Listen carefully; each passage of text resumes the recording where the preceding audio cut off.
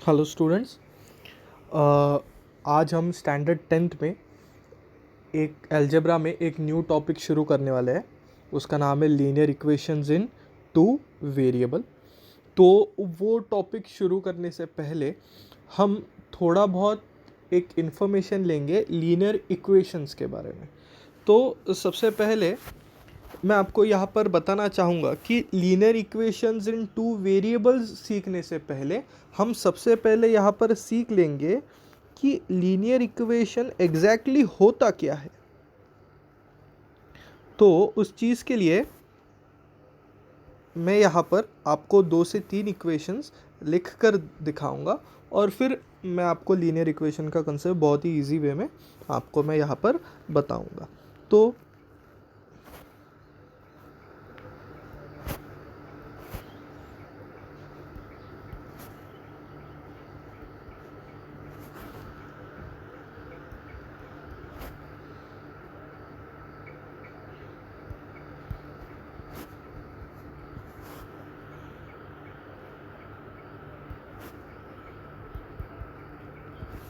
अभी यहाँ पर मैंने 3 इक्वेशंस नोट डाउन कर दिया है।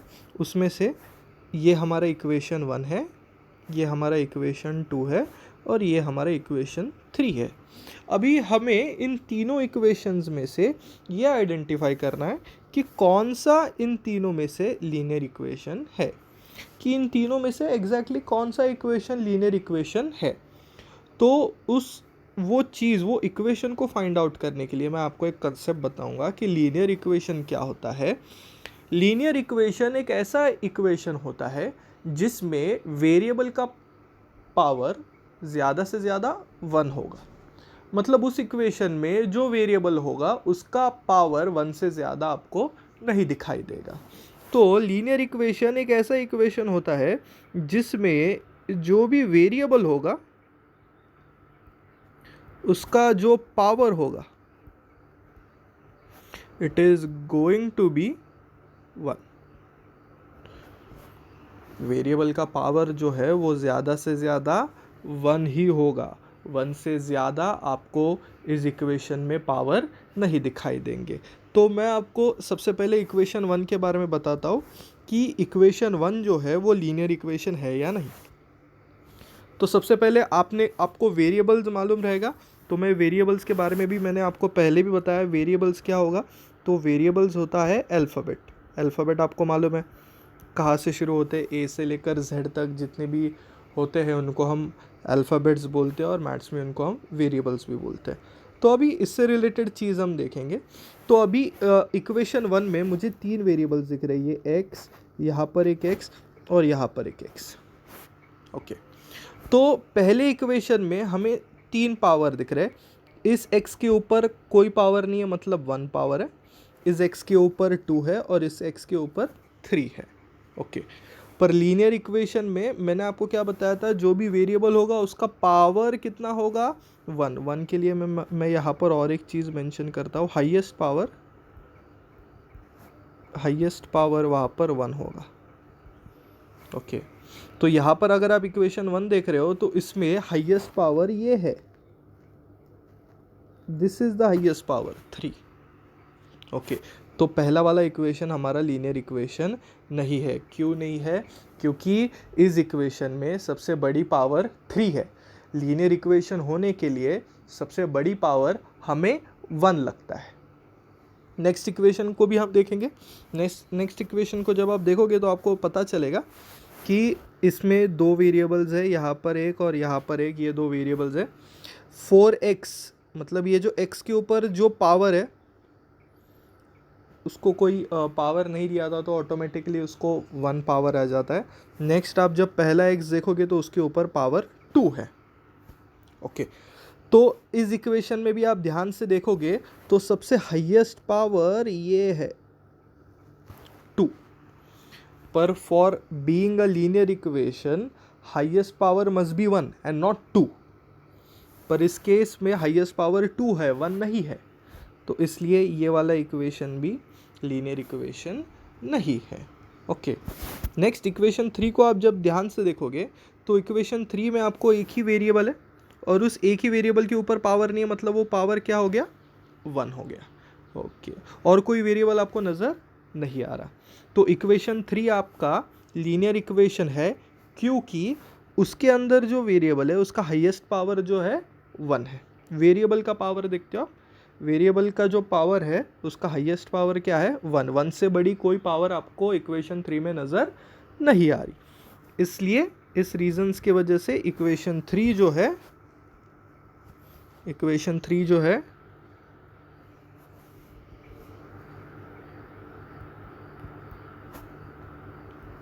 3 is a linear equation. Why equation 3 is a linear equation? Because its highest power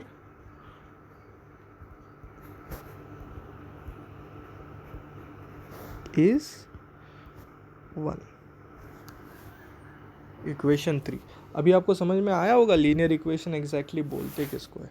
तो लीनियर इक्वेशन वो इक्वेशन होता है जिसमें उस वेरिएबल का हाईएस्ट पावर 1 होगा, जिसमें वेरिएबल का हाईएस्ट पावर कितना होता है, 1 होता है। अभी आप इक्वेशन 1 को, मैं फिर से एक बार रिपीट कर रहा हूँ, इक्वेशन 1 को आप ध्यान से देखोगे तो उसमें सबसे हाईएस्ट पावर ये है 3। लीनियर इक्वेशन के लिए हमें हाईएस्ट पावर 3 नहीं चाहिए, हमें हाईएस्ट पावर 1 चाहिए। तो इस रीज़न के वजह से इक्वेशन 1 लीनियर इक्वेशन नहीं है। जब आप इक्वेशन 2 को ध्यान से देखोगे, इक्वेशन 2 के जो वेरिएबल्स है, ये दो वेरिएबल्स है, ये वाला और ये वाला, इनकी जब आप पावर देखते हो तो अगेन आपको इधर आप ऑब्जर्व कर पाओगे तो इसमें दो पावर्स है, एक तो 2 है और यहाँ पर 1 है, पर 1 और 2 में बड़ा 2 है, तो इस इक्वेशन की भी सबसे हाईएस्ट पावर 2 है। इसलिए मैंने इक्वेशन 2 को भी छोड़ दिया, वो भी लीनियर इक्वेशन नहीं है, बिकॉज उसकी हाईएस्ट पावर 1 नहीं है, उसकी हाईएस्ट पावर 2 है।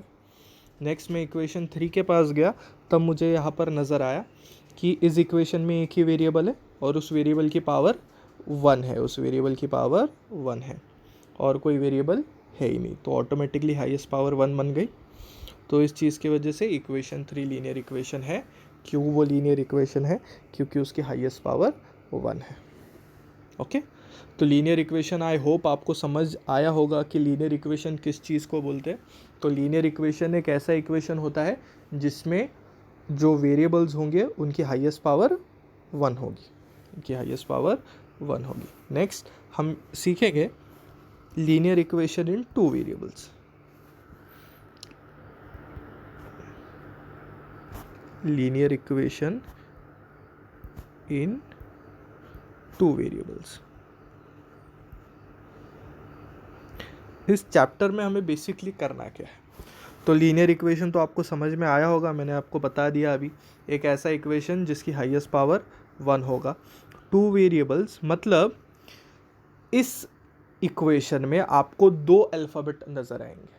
फॉर एग्जांपल मैं आपको बता देता हूँ, x + y = 5। अभी आपने अगर इस इक्वेशंस को देखा तो इस इक्वेशन के अंदर हमें 2 अल्फ़ाबेट नज़र आ रहे हैं। पहला अल्फ़ाबेट x नज़र आ रहा है और दूसरा अल्फ़ाबेट y नज़र आ रहा है। तो उसका ये कंडीशन तो सेटिस्फाई हो गया, 2 वेरिएबल्स मतलब 2 अल्फ़ाबेट तो आपको नज़र आ गए। और ये लीनियर इक्वेशन भी है, क्यों? क्योंकि आप दोनों के पावर देखो तो दोनों के पावर आपको 1 1 नज़र आएंगे। x के ऊपर भी कोई पावर नहीं है तो उसको 1 बोलेंगे, y के ऊपर भी कोई पावर नहीं है तो उसको 1 बोलेंगे। तो ये लीनियर इक्वेशन भी हो गया, और वो लीनियर इक्वेशन की में आपको 2 वेरिएबल्स भी नज़र आ रहे हैं। तो इसके बहुत सारे एग्जांपल्स आप ले सकते हो। ये भी एक एग्जांपल आ सकता है, 3m + 2n = 6। ये भी एक एग्जांपल है। भी ये एक एग्जांपल क्यों है? क्योंकि आपको दिखाई देगा कि इसमें आपको 2 वेरिएबल्स दिख रहे हैं, m और n, तो ये कंडीशन तो सेटिस्फाई हो गया 2 वेरिएबल्स वाला। और इनकी पावर भी देखो क्या है, इसकी पावर भी 1 है, इसकी पावर भी 1 है, तो हाईएस्ट पावर 1 है, इसलिए वो लीनियर इक्वेशन भी हो गया। तो लीनियर इक्वेशन इन 2 वेरिएबल का कंसेप्ट आई होप आपको समझ में आया होगा। तो अभी मैं आपको बताता हूँ कि इस पूरे चैप्टर में आपको एक ही चीज़ करनी है। आपको ये पूरे चैप्टर में क्या करना है कि आपको, मैं स्टेप बाय स्टेप लिख के दूंगा, आपको दो अलग अलग इक्वेशंस गिवन होंगे। आपको दो इक्वेशंस गिवन होंगे। आपको एग्जैक्टली क्या करना है, उन दोनों इक्वेशंस को सॉल्व करना है। उन दोनों इक्वेशंस को सॉल्व करना है। अभी सॉल्व करना इसका मतलब एग्जैक्टली क्या करना है? सॉल्व करना है इसका मतलब आपको जो दो वेरिएबल्स होंगे उस इक्वेशन में, two variables present in that equation,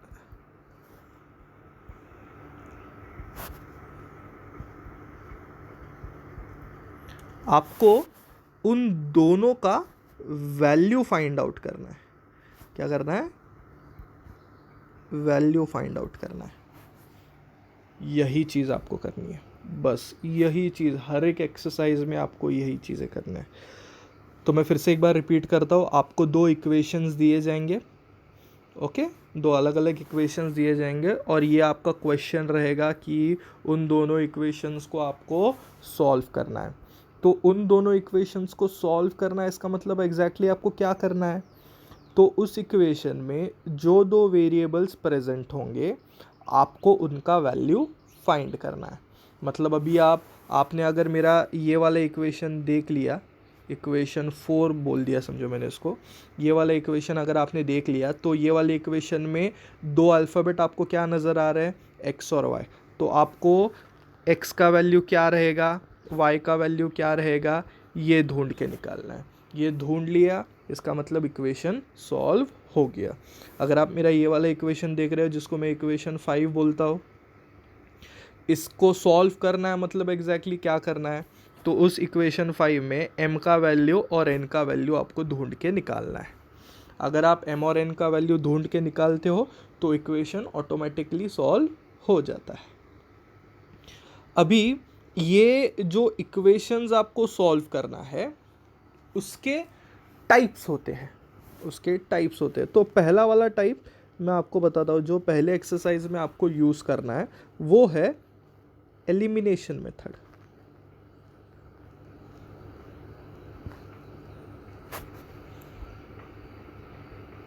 या सब्स्टिट्यूशन मेथड भी आप यूज़ कर सकते हो, आपको जो इजी लगता है वो आप यूज़ कर सकते हो, पर मोस्ट प्रोबेबली एलिमिनेशन मेथड ही बहुत लोग यूज़ करते हैं और शायद से आपके सॉल्व एग्जाम्पल में भी उन्होंने एलिमिनेशन मेथड से ही उन्होंने सॉल्व किया है। तो मैं आपको मेरा सजेशन मैं आपको दूंगा कि आप एलिमिनेशन मेथड ही मोस्ट प्रोबेबली आप यूज़ करें। ये पहले एक्सरसाइज में आपको इससे रिलेटेड काम करना है, इक्वेशन को सॉल्व करना है बाय एलिमिनेशन मेथड। दूसरे एक्सरसाइज में आपको ग्राफ की ज़रूरत पड़ेगी, दूसरे एक्सरसाइज में आप ग्राफिकल मेथड से इक्वेशन को सॉल्व करोगे, वही करोगे, वेरिएबल्स का वैल्यू ही फाइंड करोगे, खाली सॉल्व करने का जो स्टेप्स है, जो मेथड है, वो हर एक एक्सरसाइज में बदलने वाला है। पहले एक्सरसाइज में फॉर एग्जांपल अभी आप ये ले लो 3m + 2n = 6, ऐसे दो इक्वेशंस आपको मिलेंगे, तो आप m और n का वैल्यू फाइंड करोगे। सॉल्विंग मतलब m और m का वैल्यू आप फाइंड करोगे। तो वही पहले एक्सरसाइज में आप m और n का वैल्यू एलिमिनेशन मेथड से सॉल्व करोगे, फाइंड आउट करोगे। दूसरे एक्सरसाइज में आप m और n का वैल्यू ग्राफिकल मेथड से आप ये करोगे, फाइंड आउट करोगे। और तीसरे वाले में आप वहाँ यूज़ करोगे क्रैमर्स रूल। बहुत ईजी, आपको बहुत ही ईजी जाएगा। Is this clear? तो ये 1 बाय 1 हम सारी चीज़ें हम यहाँ पर अभी सीखने वाले हैं, ओके। तो सबसे पहले हम जाएंगे एलिमिनेशन मेथड में। एलिमिनेशन मेथड आपने स्टैंडर्ड 9th में ही सीखा हुआ है, उसका ये रिवीजन है। तो सबसे पहले हम जाएंगे elimination method.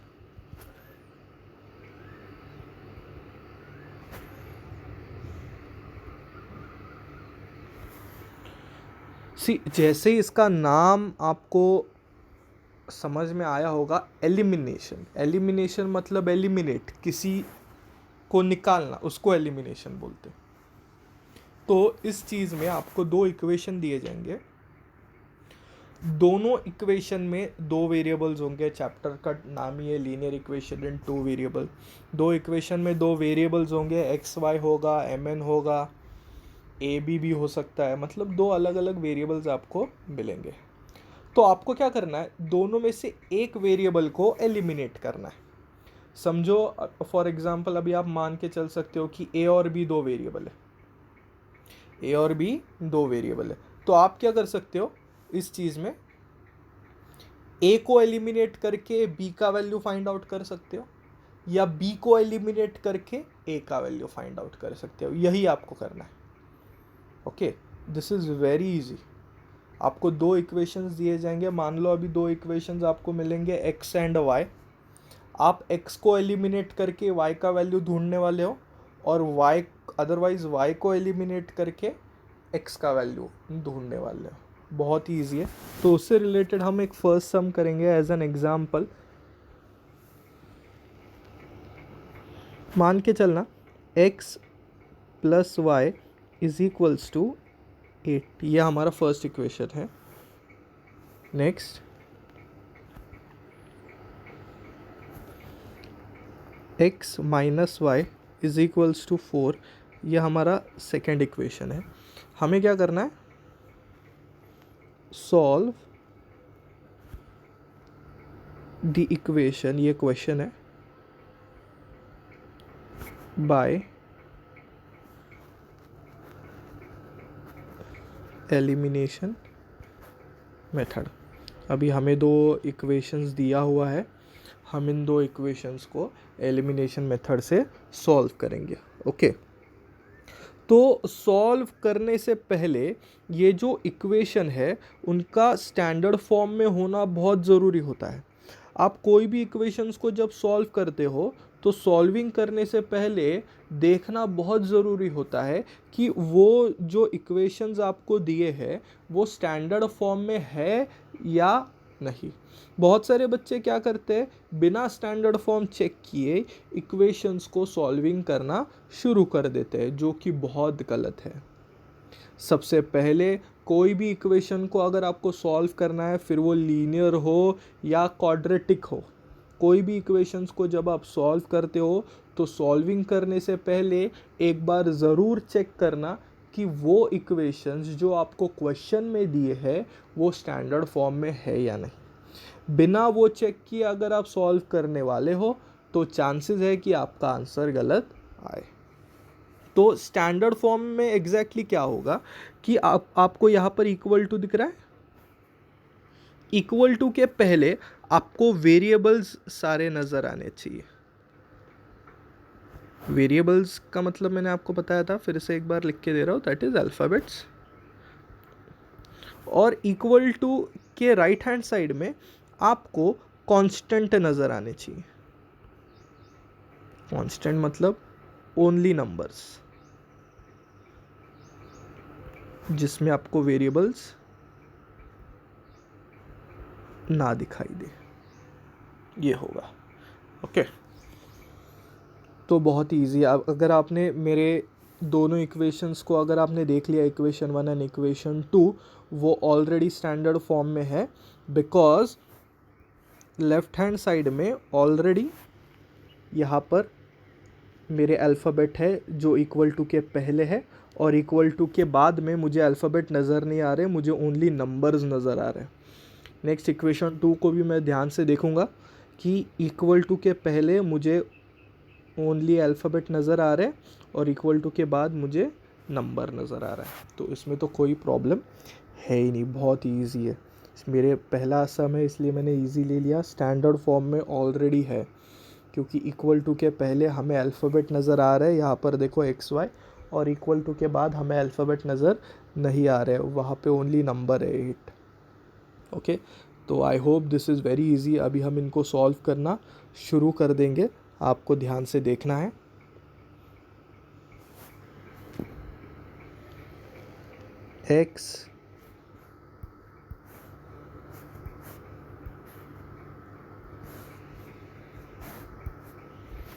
x plus y is equals to 8, ये हमारा इक्वेशन 1 है। x minus y is equals to 4, ये हमारा इक्वेशन 2 है। अभी हमें इक्वेशन 1 और इक्वेशन 2 को simultaneously bye elimination method solve करना है। तो एलिमिनेशन मेथड में हमें दो वेरिएबल्स दिख रहे हैं x और y। हम x को एलिमिनेट करके y का वैल्यू ढूंढ निकालेंगे, अदरवाइज y को एलिमिनेट करके y को निकाल कर x का वैल्यू हम यहाँ पर फाइंड कर सकते हैं। ओके पर कोई भी चीज़ को अगर आपको मतलब कोई भी वेरिएबल को अगर आपको एलिमिनेट करना है तो उसके लिए एक कुछ स्टेप्स है जो आपको फॉलो करना पड़ता है। ओके तो उसके लिए मैं आपको दिखाता हूँ क्या होगा कि कोई भी टर्म को एलिमिनेट करने के लिए वो दो टर्म्स का सेम होना बहुत ज़रूरी होता है। मगर इसका मतलब अगर आप x को एलिमिनेट कर रहे हो तो x का टर्म सेम होना चाहिए, या y को एलिमिनेट कर रहे हो तो y का टर्म सेम होना चाहिए। तो उसके लिए दोनों टर्म्स का सेम होना बहुत ज़रूरी होता है। अगर आप यहाँ पे देख लो तो 10y दोनों टर्म सेम हैं। एक टर्म को पॉजिटिव का साइन चाहिए, एक टर्म को नेगेटिव का साइन चाहिए, तभी वो टर्म पूरे तरीके से एलिमिनेट होता है।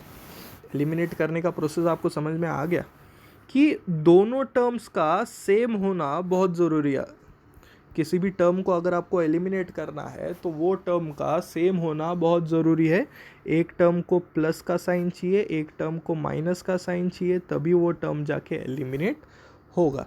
ये चीज़ आपको नोट डाउन कर लेना है। ओके नेक्स्ट, अभी यहाँ पर मैं किसको एलिमिनेट करूँगा? अगर मैं शुरू करता हूँ तो फॉर एग्जांपल मैं यहाँ पर ये x को एलिमिनेट करने जा रहा हूँ, ऐसा आप मान के चलो ये x को। ओके तो ये x को जब मैं एलिमिनेट करूँगा तो मैं यहाँ पर ये x दोनों x को लिख दिया, टर्म्स तो सेम है। पर एलिमिनेट करने में परेशानी क्या है कि दोनों x के पहले कोई साइन नहीं है, मतलब दोनों x को प्लस का साइन है। एलिमिनेट करने का प्रोसेस अगर आपको समझ में आया होगा तो दोनों टर्म सेम भी होना है, पर दोनों टर्म्स को अलग अलग साइन चाहिए प्लस माइनस, जो कि x के पास नहीं है। तो x को एलिमिनेट करना हमें थोड़ा डिफ़िकल्ट जाएगा, इसलिए हम y के तरफ जाएंगे। आप y को ध्यान से देखना, ये दोनों y को ध्यान से देखना। ओके यहाँ पर भी मैंने y लिखा, यहाँ पर भी मैंने y लिख दिया। ओके तो पहले y के पहले आपको प्लस का साइन दिखेगा और दूसरे साइन के y के पहले आपको माइनस का साइन दिखेगा। तो इनको एलिमिनेट करना इजी हो गया क्योंकि दोनों का टर्म सेम है। एक टर्म के पहले प्लस का साइन, एक टर्म के पहले माइनस का साइन, तो y को एलिमिनेट करना हमें इजी हो गया, इसलिए हम y को अभी एलिमिनेट कर देंगे। इस दौरान, इस पूरे प्रोसेस के दौरान इक्वेशंस में हमें कोई साइन चेंज करना पड़ा तो हमें कोई भी साइन चेंज नहीं करना पड़ा। तो जब आप साइंस को चेंज किए बिना, साइंस को आप चेंज कर रहे हो नहीं, जब आप साइंस को चेंज नहीं करते हो तो वहाँ पर आप स्टेटमेंट लिखोगे ऐड इक्वेशन 1 और 2। पर जब आपको एलिमिनेट करने के लिए, टर्म्स को एलिमिनेट करने के लिए साइंस को चेंज करना पड़ता है, तब वहाँ पर आएगा सब्ट्रैक्ट इक्वेशन। ये बहुत इंपॉर्टेंट है मेरा पॉइंट, ये याद रखना। ओके इन टर्म्स को, मतलब ये y को मुझे कैंसल आउट करने के लिए, एलिमिनेट करने के लिए मुझे कोई साइन चेंज करने की ज़रूरत नहीं पड़ी, मतलब साइन चेंज यहाँ पर नहीं हुआ जो मेरा फर्स्ट क्राइटेरिया है। इसलिए मैं इसके पहले लिखूँगा ऐड इक्वेशन 1 और 2। पर कभी दौरान हमें क्या होता है कि इक्वेशंस को, टर्म्स को कट करने के लिए, टर्म्स को कैंसल आउट करने के लिए साइंस को चेंज करना पड़ जाता है। उस दौरान हम लिखेंगे सब्ट्रैक्ट इक्वेशन। तो ये भी आपको नोट डाउन करना है। अभी मैं यहाँ पे लिखूँगा ऐड इक्वेशन क्योंकि एलिमिनेट करने के लिए मुझे कोई भी साइन का चेंजिंग करना नहीं हुआ। तो यहाँ पर मैं लिखूँगा ऐड इक्वेशन 1 और 2। तो इक्वेशन 1 एंड 2 को हम ऐड करेंगे। तो यहाँ पर देखो, जब हम इक्वेशन 1 एंड 2 को ऐड करेंगे तो क्या मिलने वाला है हमें, ये तो कट हो जाएंगे क्योंकि plus y minus y cut हो गया। अभी मैं पूरा सॉल्विंग बताता हूँ। ये वाला x, इसके पहले कोई साइन नहीं मतलब प्लस, तो यहाँ पर वो plus x as it is आ गया। दूसरा वाला x, उसके पहले भी कोई साइन नहीं तो प्लस एक्स, तो यहाँ पर भी वो plus x as it is आ गया।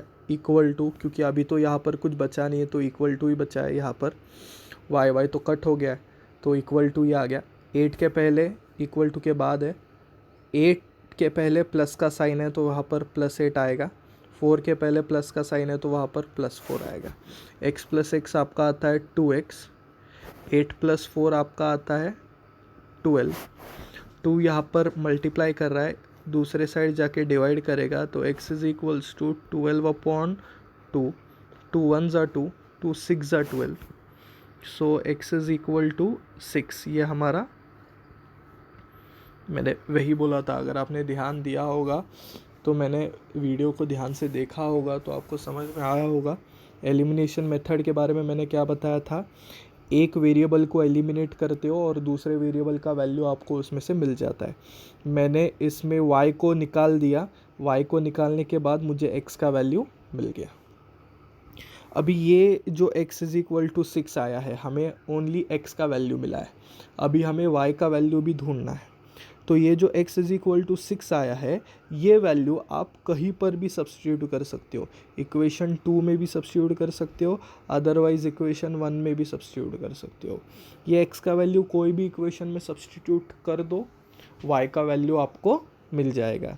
2 में सब्स्टिट्यूट करोगे तब भी वही y का वैल्यू मिलेगा, 1 में सब्स्टिट्यूट करोगे तब भी वही y का वैल्यू मिलेगा। मैं अभी इक्वेशन 1 में करता हूँ, नेक्स्ट क्वेश्चन में मैं इक्वेशन 2 में वो वैल्यू सब्स्टिट्यूट कर दूंगा। सब्स्टिट्यूट वैल्यू ऑफ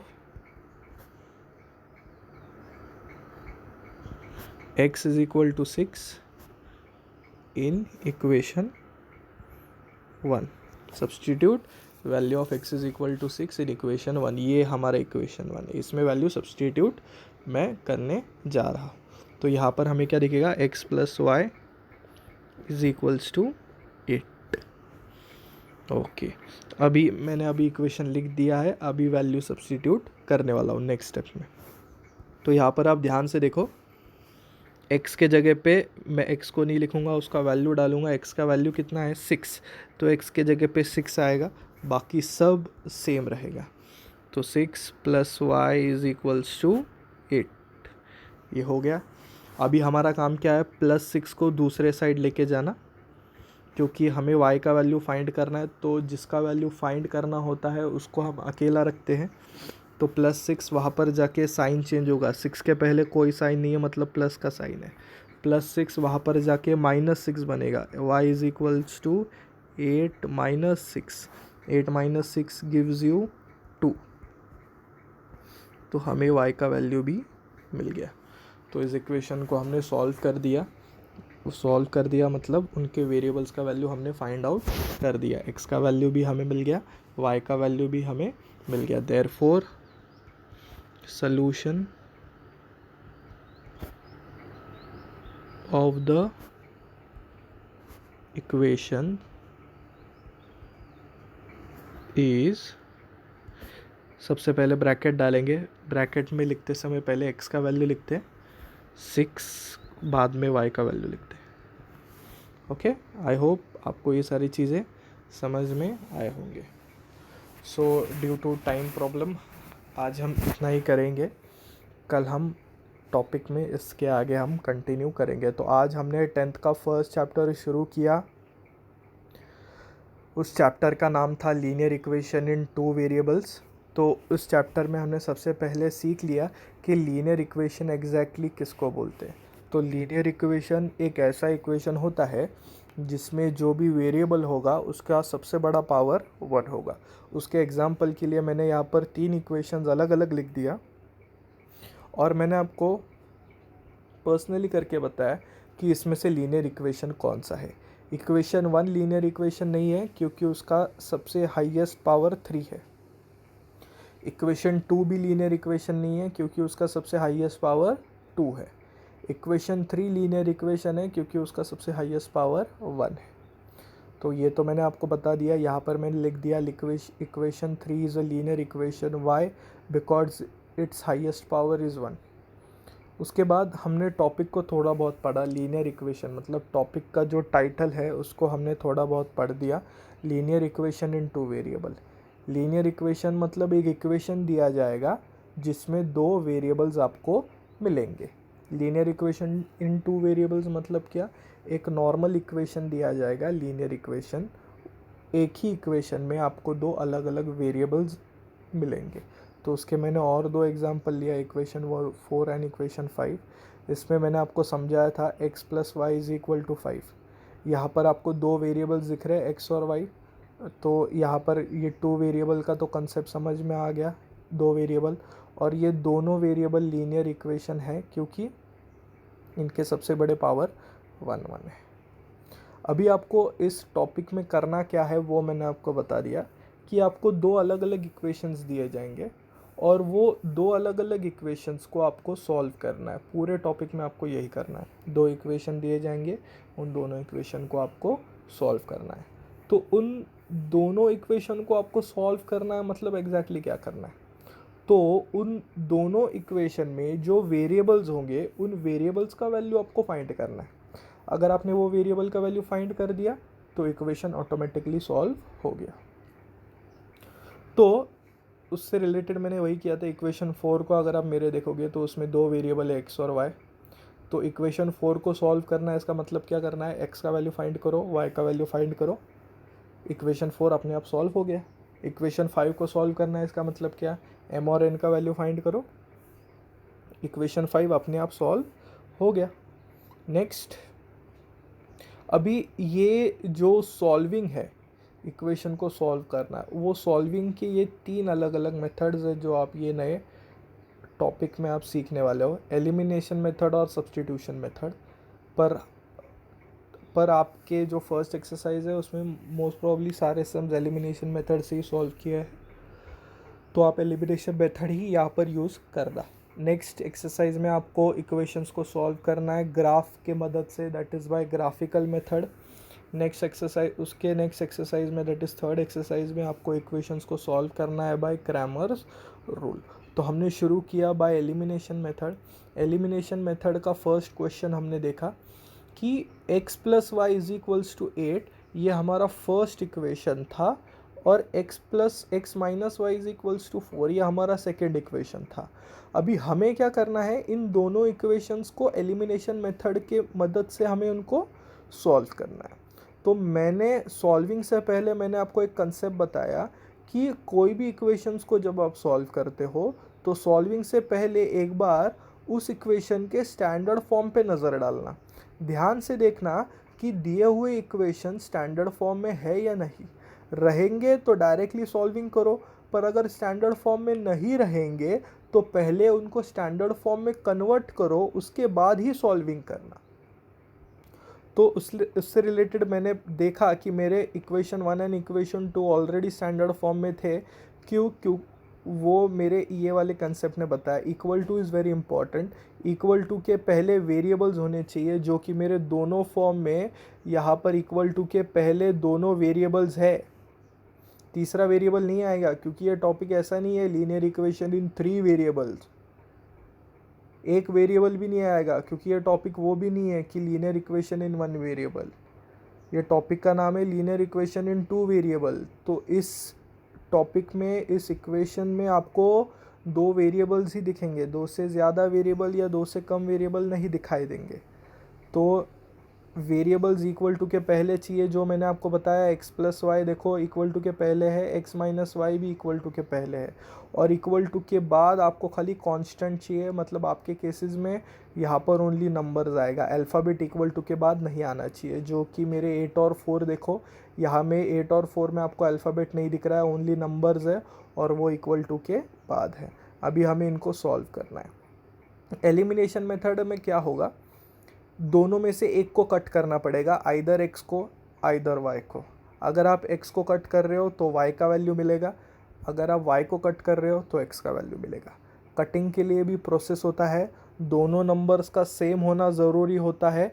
अगर मैंने यहाँ पर y को कट किया तो ध्यान से देखो y और y पूरा सेम है, एक y के पहले प्लस का साइन होना चाहिए, एक y के पहले माइनस का साइन होना चाहिए, तभी वो टर्म कैंसिल आउट होंगे। अगर दोनों को सेम साइन है तो वो कटिंग नहीं होगा। क्योंकि मैंने x को यहाँ पर कट क्यों नहीं किया, क्योंकि आपने अगर ध्यान से देखा रहेगा तो दोनों x का सेम साइन है, इसलिए कट नहीं हुआ। इसको ध्यान से देखोगे तो आपको समझ में आएगा y में कि टर्म्स भी सेम है, एक को प्लस का साइन है, एक को माइनस का साइन है, इसलिए हमने उसको कट कर दिया। Is this clear? और ये ऐड इक्वेशन क्यों लिखा मैंने? वाई? बिकॉज ये कैंसलेशन करते वक्त मैंने साइंस में कोई भी चेंजेस नहीं किया। जब आप साइंस में कोई भी चेंजेस नहीं करते हो तो ऐड लिखते हो।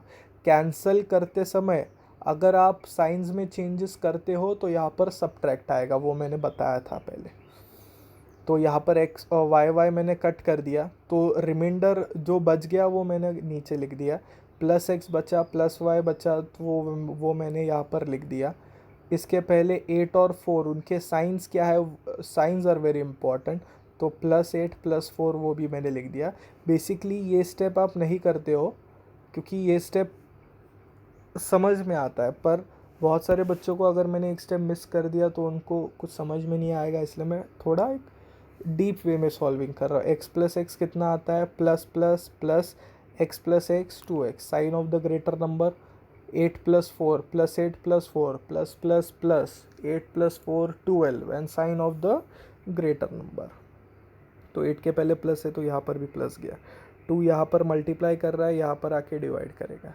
सो 2 1 जा 2 6 जा, कटिंग होता है क्योंकि दोनों एक ही टेबल में जाते हैं 2 के, तो कटिंग हो गया, x का वैल्यू 6 मिल गया। अभी ये जो x का वैल्यू 6 है वो आप कोई भी इक्वेशन में सब्सटीट्यूट कर सकते हो। आइदर आप इक्वेशन 1 में सब्सटीट्यूट कर सकते हो, आइदर आप इक्वेशन 2 में सब्सटीट्यूट कर सकते हो। कोई भी इक्वेशन में सब्सटीट्यूट करो, y का वैल्यू बदलने नहीं वाला। सब्सटीट्यूट फिर मैंने बोल दिया कि इक्वेशन 1 में सब्सटीट्यूट करेंगे। Substitute value of x is equal to 6 in equation 1। उसके बाद मैंने पहले इक्वेशन 1 एज इट इज़ लिख दिया, उसमें कोई भी वैल्यू सब्सटीट्यूट नहीं किया। आफ्टर दैट मैंने x का वैल्यू जो 6 था वो x के जगह पे सब्सटीट्यूट किया। आपने अगर ध्यान से देखा रहेगा तो ओनली x का वैल्यू चेंज हुआ है, बाकी कुछ भी चेंज नहीं हुआ है। Plus y as it is equal to as it is 8 as it is. तो y का वैल्यू निकालना है तो +6 को दूसरे साइड भेजना पड़ेगा। तो कोई भी टर्म जब दूसरे साइड जाती है तो साइन चेंज होगा, +6 से उधर जाते ही वो -6 बन गया। तो 8 - 6 = 2। तो मुझे यहाँ पर दोनों के वैल्यूज़ मिल गए, x के भी वैल्यू मिल गया, y के भी वैल्यू मिल गया। इसका मतलब मेरे इक्वेशंस को मैंने सॉल्व कर दिया। तो आई होप आपको आज का लेक्चर पसंद आया होगा। तो इसी तरीके से आपको रेगुलरली जो भी मैं बोल रहा हूँ उसको प्रैक्टिस करो, एक भी दिन आपको मिस नहीं करना है, क्योंकि each and every day it is very very important. क्योंकि हमें मैथ्स में 10th में 100 on 100 लाना है। ओके, तो तब तक डेली प्रैक्टिस करो, डेली मेरे वीडियोस देखो, और कोई आपके फ्रेंड्स होंगे उनको भी आप मेरी लिंक शेयर कर सकते हो और उनको भी मेरे वीडियोस दिखा सकते हो। Okay, so thank you, stay home, stay safe.